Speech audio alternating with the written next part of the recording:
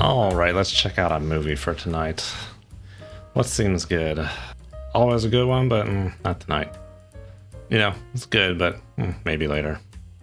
Oh, I don't know. I think it's better than most people say, but not now. Okay. Is that the one with Colin Firth and the Kursk? I've been meaning to watch it. Let's do it.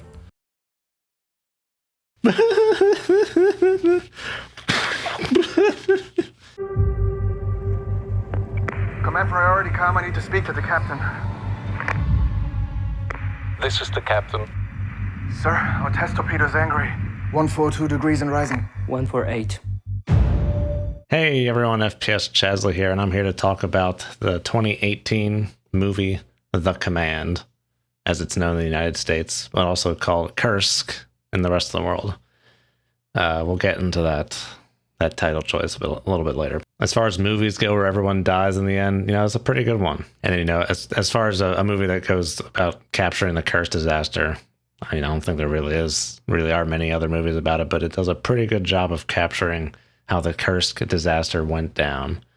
For those of you who aren't aware, in the year 2000, the Russian Navy suffered a disaster where an Oscar-class submarine, this big thing, which is designed to shoot supersonic missiles at American aircraft carriers during the Cold War, sank during an accident in a training exercise. The year 2000 was probably like the lowest of the low point for the Russian Navy following the collapse of the Soviet Union. Budget cuts led to, withering of ships, things sitting dockside, standards not being followed, a very bad situation. And this ended up culminating with a torpedo exploding. One torpedo going off isn't bad enough. Then the whole entire torpedo compartment and all the weapons in it then blew up as well, and the vessel sank. The Soviets try and deploy their own rescue sub-technology, but it utterly fails in its mission, for reasons I'll get into more in the video. But this has to all do, of course, with the downfall of the Soviet Union and the attrition that the Russian Navy saw. Only when it is too late do the Russians finally allow these Western assets that were trying to help rescue these sailors come in and reach the sub, but by then it's too late and everyone has died. So all those main points the movie hits on, it of course takes, a few liberties and summarizes a few things. The movie, I think, is 2 hours, but it actually, flew by. And it's a well-made movie. It's not a movie that I'm going to want to watch probably ever again unless someone else wants to watch it. It's one of those kind of downer movies. For me, the ultimate movie is a movie that I can kind of watch again and again. I can recognize that certain movies are better than other movies, but for me, the best movies are the ones that I can watch again and again, and The Command is not that. I suppose one of the, I guess perhaps the only other movie to really compare it to when it comes to, movies made by a Western production about Russian submarine disasters would be K-19. And that's a movie that you can watch again and again because it has a triumphant ending there. Captain, 950, 930, it's dropping. But there's nothing good about the ending of Kursk. Not to say it's not satisfying or that it's, just completely dour. But it's not a pick-me-up kind of movie. But if you do want to expel emotional buildup, this is the right movie for you. All right, so I've pretty much already gone over the plot of the movie. The story of the movie, we follow, our main character is this lieutenant officer guy on the Kursk, and he becomes in charge once the accident happens on the boat. We follow him and his mates. The movie starts with them at a wedding for there's a few actors in this movie that you'll recognize and be like, oh, I know that guy. But wait, where's he from? He looks very familiar. So this guy that's getting married is Oppenheimer. Sorry, not Oppenheimer. He's in Oppenheimer. He's Heisenberg from Oppenheimer. Of course, he was in this movie before then. And then one of these other officer guys is the SS officer from Inglourious Bastards, not Hans Landa, but the other guy in the basement with the beer boot. So you meet a few of these other officers, and then a lot of them actually die in the disaster, and we're left with the one guy and the few survivors from that point on.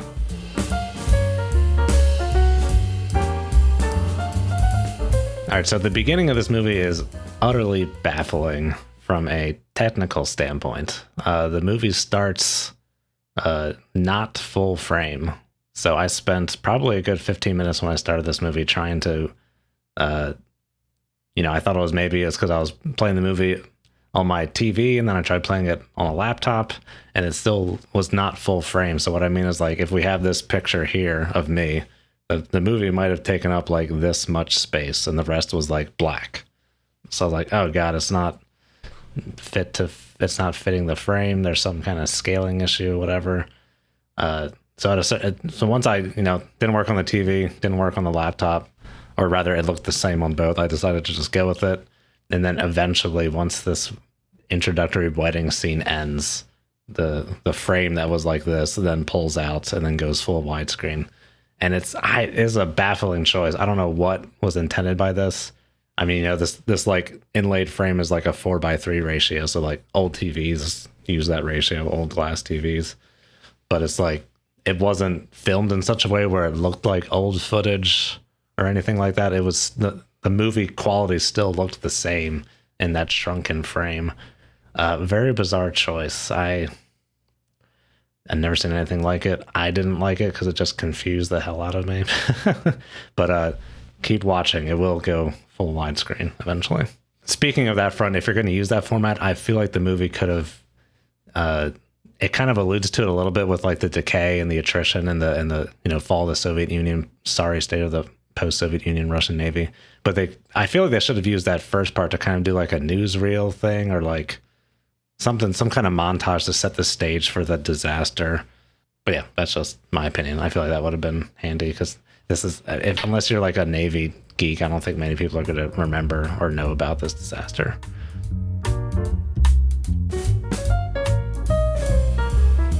It's not this movie by no means had like the largest production budget in the world. So there's a few bad CGI shots, especially for 2018. There's a few shots where, we're seeing from the bridge of a Russian warship out in the fleet in the training exercise, and those shots kind of look bad. When we first get pierside and see the Kursk, it's CG. It doesn't look great. This next point is a huge point of contention for me with submarine movies and bad CGI. I hate so those are like static shots, that's fine, but I hate CGI motion shots in submarine movies. Most of the time it's bad. The one example I can think of where it's good is the 2013, somewhere in that time frame, movie Phantom. Bad movie, but good sub CGI. It's got like a very artistic style, and the boats move slowly and have weight to them. I'm going to call this the hunter-killer effect, because these CGI, I don't know how this works, how the director works, because there's a director filming and then there's CGI crews, and it always seems like there's a disconnect, because the CGI crews always want to make, okay, I don't want to point fingers. The way the CGI comes out, it always looks too fast and non-physical. So like when the torpedo blows up in the Kursk, it like instantly like plows into the bottom, when this thing would probably be going like 5 or 10 miles per hour. It looks like it's going like 50 miles per hour and just like instantly sinks. And it's just it's cartoony, it's bad. If you made that go slower and take more weight, that would have been much more impactful, I think. And you could have set that up by showing some more. They don't really show a lot of like exterior shots of the sub before the accident. You could show it kind of trolling around before the exercise takes place. Like when it goes out to sea, maybe have it do some sea trials, show it, kind of going slow, but then going full speed and doing some turns and stuff, some depth changes, some fun stuff. The ultimate example of subs in a movie will always be The Hunt for October. And that's, I'm sure it's the nature of the practical effects, but I'd like to think that it was a deliberate choice to make those shots slow and weighty, because submarines are big and they go slow and they lumber. So anytime you have that super fast CGI, and then like I call it the hunter killer effect, but maybe I would have already put it in. But there's a scene in Hunter Killer where subs are just zipping around, and so it looks bad. It all looks bad. It's all bad. The movie is pretty good at establishing the crew and their camaraderie and the characters. Like there's a wedding that opens the movie where you show all the crew, like each other and having a good time. It does a good job making you care about the crew. And it should, for this movie to be impactful. If they didn't, this movie would not have been as good. Before the exercise where the Kursk is going to shoot a test torpedo, they show the torpedo officer or the weapons officer bringing up this concern about the torpedo's heat at an officers meeting. And I really like the way the movie showed this officers meeting because it was much more real lifey. Movies kind of have a romantic depiction of how submarines work, but like how like the hierarchy and the reporting of and communication of information, but it's in real life, as I understand it, much closer to like, or indistinguishable from like kind of like an office in that respect. Like there's managers and there's like your boss and you don't know your boss's boss that well and all that kind of stuff. Our test torpedo is currently stable, but has a slightly elevated internal temperature, indicating a possible hydrogen peroxide leak. Noted. I like that depiction of the officers meeting before the exercise because usually it's presented a bit more romantically than that.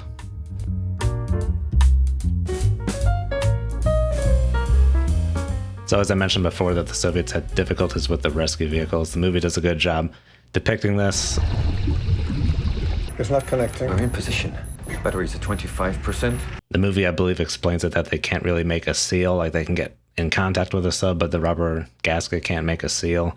In the book, I remember it being described that in the Soviet Union, there was a factory that would make nothing but batteries, so it would make batteries for this rescue sub. But once the Soviet Union collapsed, that battery factory got sold to an oligarch or something, and they stopped making those batteries because they weren't making money off of it. So that was how they depict this in the movie with the very short battery life of the sub, but they don't explain it. But that's what I remember as being the difficulty with this operation.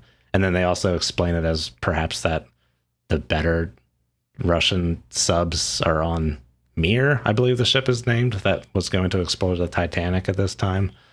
But I'm not sure if those submersibles were actually Russian or not, if it was just the ship itself was Russian. But anyway, just something I noticed with regards to the historicism of the movie. And of course, I'm by no means an expert on this disaster, but the movie shows, which I think is maybe a bit cliched, but shows like the lower ranking officers all intending to do the right thing and all being moral kind of thing. And but then shows the higher ups being, the immoral and we gotta win or focus on the job kind of thing or whatever. I'm not an expert on the disaster to know if that portrayal is based in fact or not. It works well in the movie, but it's a little bit cliched. Colin Firth's character, he does a fine job. He's a fine actor, but his characters, it combines a lot of roles. The opening part where he's in this like control room that's like there's like 20 people in a room that are constantly monitoring what's going on in the oceans. I don't think that's how that works in real life. Maybe in the Cold War for like some SOSUS monitoring system, which is like, the United States and the West had these big sonar arrays placed on the bottom of the ocean at certain checkpoints to monitor Russian naval activity. I imagine those facilities are probably manned 24/7, but this just seemed like some kind of like, it was like a movie information center that they always kind of depict these things so it can be, visually interesting and a recognizable location. It's like, okay, we're now in the information gathering place. But Colin Firth's character is a little clunky in there, and I don't think anyone would just be sitting around waiting for an explosion to go off. Mother of God. We've lost a submarine. I also don't think they'd be monitoring some Russian exercise like this in real time. Like, as I mentioned earlier, those American, British, Western subs that would be in the area gathering intelligence would probably collect their intelligence, and then there'd probably just be reports and briefs later. I don't think anyone will be monitoring this live. So that seems a little clunky, but it served its purpose.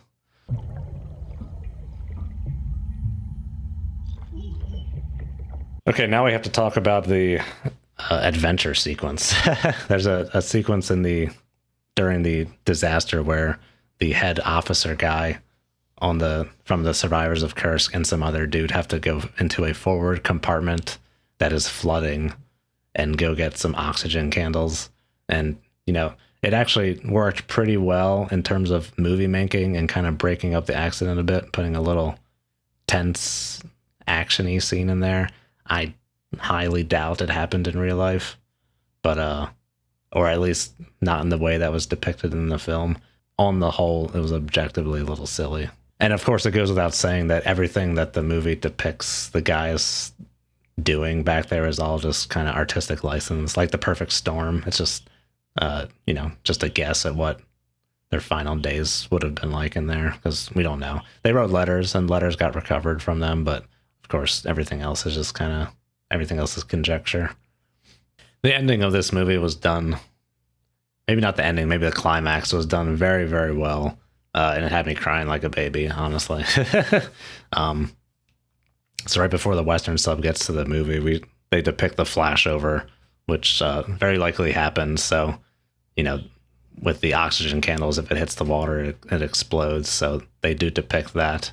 That's kind of like the oh shit moment. It's like, okay, well, fire uses oxygen. All your oxygen is kind of flashed through. So they all get together. They realize that. Then they start singing their sea shanty from the beginning of the movie. Maybe a touch saccharine, or a little bit of a, kind of a, I don't want to say cliche, but kind of designed that way. But it was effective for sure. And I didn't think about saccharine or something in the moment of it. So they sing they start singing their sea shanty, and then it cuts to the exterior, and we see the rescue sub coming in.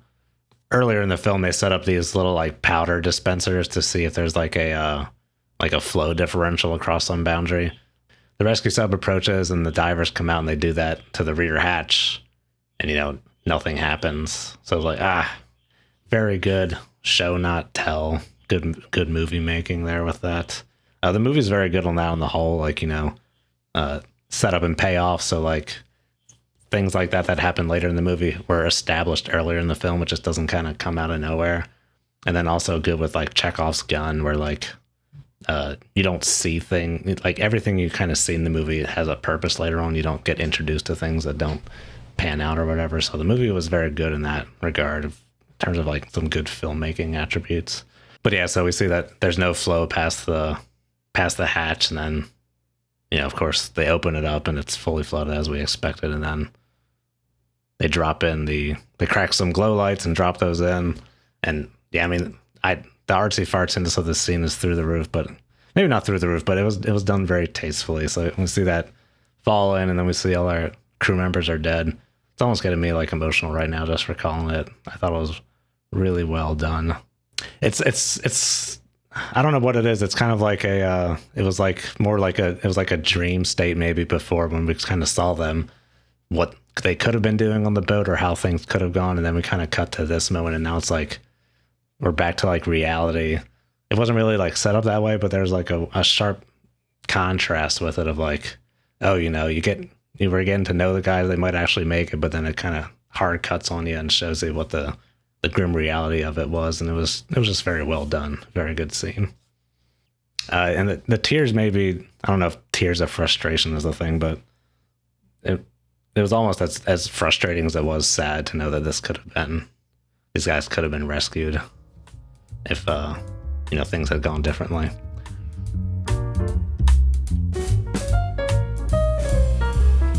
All right, so let's kind of pull out from the movie itself and kind of talk about the bigger picture, talk about the movie as a movie. And what I mean is like, the larger stuff, like why didn't this movie do so well and all that kind of stuff, because this stuff is arguably as interesting, or even maybe sometimes more interesting than the movie itself.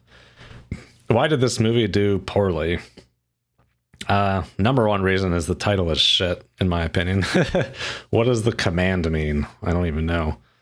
What is that supposed to convey? What is that supposed to mean? Of course, this is the American title. It's called Kursk in the rest of the world, which it should have been called Kursk in America. How is the command supposed to evoke a submarine disaster tragedy kind of movie? I don't know.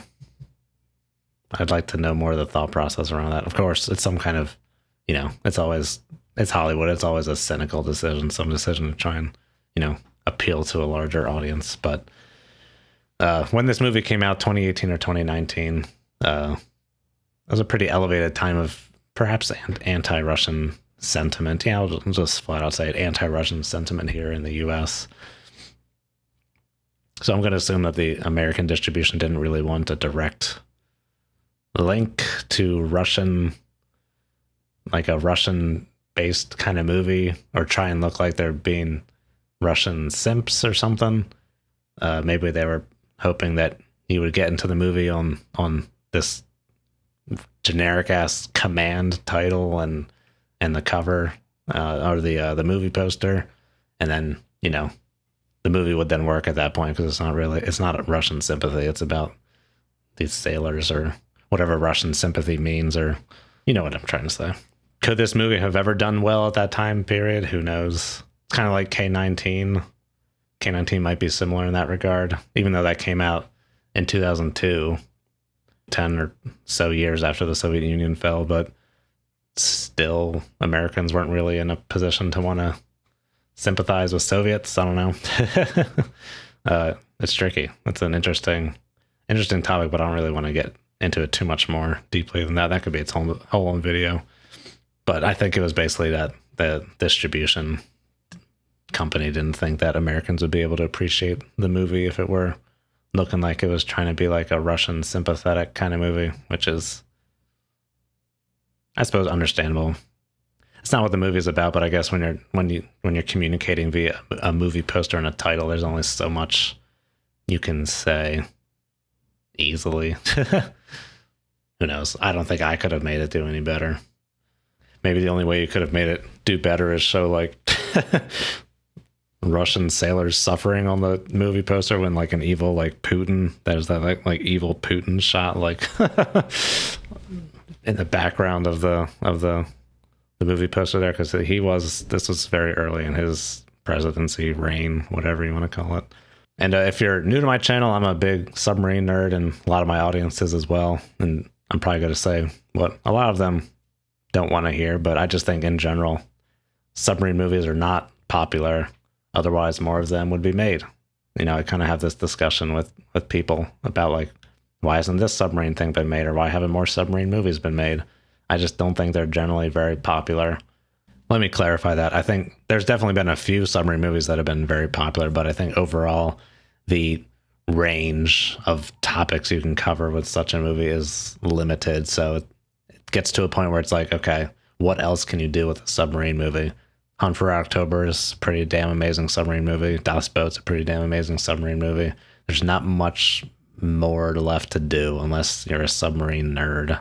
There's not a lot more general appeal.